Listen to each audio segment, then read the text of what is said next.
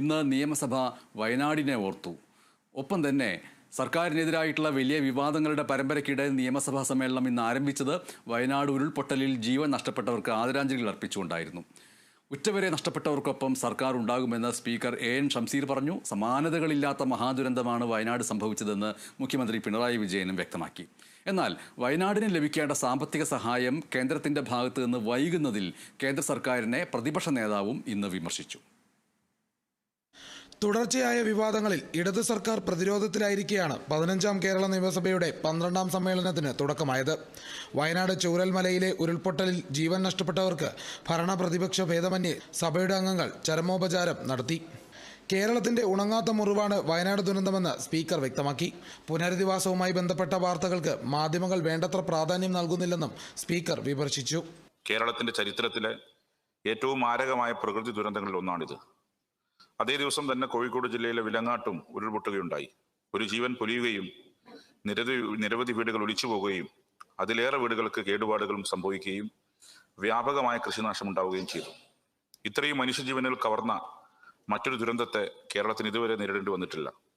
മുഖ്യധാരാ മാധ്യമങ്ങളിൽ നിന്ന് വയനാട് ഉരുൾപൊട്ടൽ ദുരന്ത വാർത്തകൾ അപ്രത്യക്ഷമായെങ്കിലും ദുരന്തബാധിതരുടെ അതിജീവനത്തിനായി സംസ്ഥാന സർക്കാർ സ്വീകരിച്ചു വരുന്ന നടപടികൾ ദ്രുതഗതിയിൽ മുന്നേറുകയാണ്.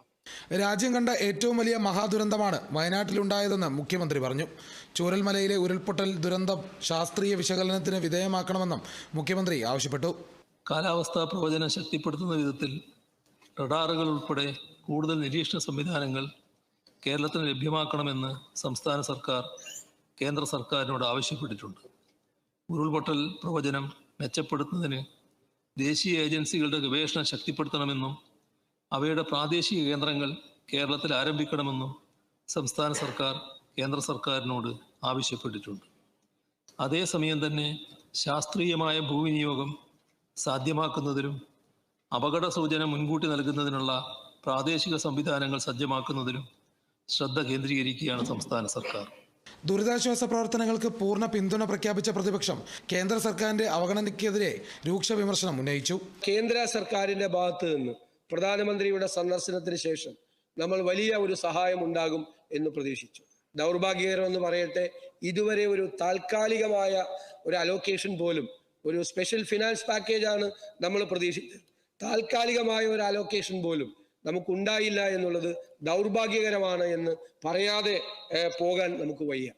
രാജ്യത്തെ വിവിധയിടങ്ങളിൽ പ്രകൃതി ദുരന്തങ്ങളിൽ വേദനിക്കുന്ന ആളുകളുടെ അതേ മനോവേദന വയനാട്ടുകാർക്കുണ്ടെന്നായിരുന്നു സ്ഥലം MLA ആയ സിദ്ദിഖിന്റെ പരാമർശം.